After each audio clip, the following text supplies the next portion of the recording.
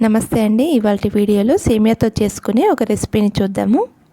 ఇది morning breakfast గాను evening snack గాను చాలా బాగుంటుంది. చాలా ఈజీగా ప్రిపేర్ చేసుకోవచ్చు. ఇందుకోసం ముందుగా ఒక ప్యాన్లో 1 కప్పు సేమియాని తీసుకోవాలి. సేమియాను దోరగా వేయించుకోవాలి. సేమియా కొద్దిగా వేగిన తర్వాత ఇందులోకి 1 కప్పు బొంబాయి రవ్వ లేదా ఉప్మా రవ్వ అంటారు కదా, అది వేసుకోవాలి. మాడిపోకుండా మీడియం ఫ్లేమ్లో పెట్టుకొని వేయించుకోవాలి.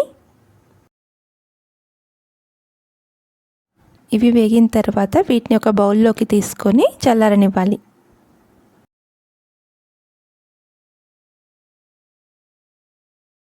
ఇవి చల్లారిన తర్వాత ఇందులోకి 1/2 కప్పు పుల్లటి పెరుగును వేసుకోవాలి. పెరుగు పుల్లగా లేకపోతే ఇందులోకి 2 స్పూన్ల నిమ్మరసాన్ని వేసుకోండి. ఇప్పుడు ఇందులోకి కొద్దిగా వాటర్ని పోసుకొని కలుపుకోవాలి. ఈ విధంగా కొద్దిగా జారుడుగా కలుపుకోవాలి.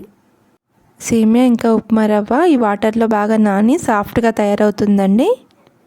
ఇప్పుడు మూత పెట్టుకొని 15 నిమిషాల పాటు పక్కకు పెట్టుకోవాలి. 15 నిమిషాల తర్వాత చూస్తే మనకి సేమియా సాఫ్ట్గా తయారవుతుందండి. ఇప్పుడు ఇందులోకి 2 స్పూన్ల బియ్య పిండిని వేసుకోవాలి. అలాగే రుచికి సరిపడా ఉప్పును కూడా వేసుకోవాలి. 1 టీ స్పూన్ జీలకర్ర ఇంకా కొద్దిగా పసుపును కూడా వేసుకోవాలి. ఇప్పుడు ఇందులోకి సన్నగా తరిగిన 1 ఉల్లిపాయ, 3-4 చిన్నగా తరిగిన పచ్చిమిర్చి, సన్నగా తరిగిన క్యారెట్ ఇంకా కొత్తిమీరను కూడా వేసుకొని కలుపుకోవాలి.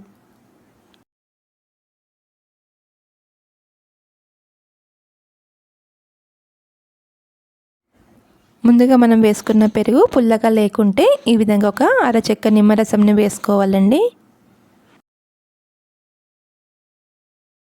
ఇప్పుడు ఇవన్నీ బాగా కలిసేలాగా కలుపుకోవాలి. ఇప్పుడు ఈ మిశ్రమాన్ని పక్కకు పెట్టుకొని ఒక ప్యాన్లో 2 స్పూన్ల నూనెను వేసుకొని వేడి చేసుకోవాలి.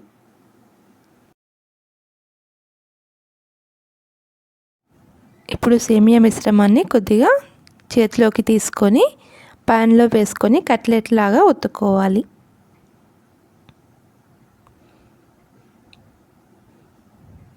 ప్యాన్లో ఎన్ని సరిపడతాయో అన్ని వేసుకోవాలి.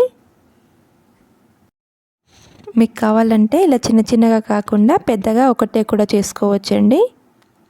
వీటిని మరీ పల్చగా కాకుండా మందంగా కాకుండా చేసుకోవాలి. ఒక సైడ్ కాలిన తర్వాత రెండవ సైడ్ తిప్పుకోవాలి.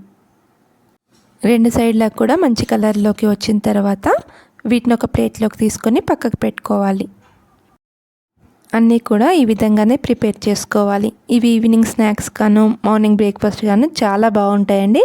పిల్లలు చాలా బాగా ఇష్టపడతారు. వీటిని టమాటో చట్నీతోని కానీ టమాటో కెచప్తోని వేడివేడిగా సర్వ్ చేసుకుంటే చాలా బాగుంటుందండి. మీరు కూడా తప్పకుండా ట్రై చేయండి. మీకు ఈ వీడియో నచ్చితే లైక్ చేసి మరిన్ని మంచి రెసిపీస్ కోసం నా ఛానల్ని తప్పకుండా సబ్స్క్రైబ్ చేయండి. Thank you for watching.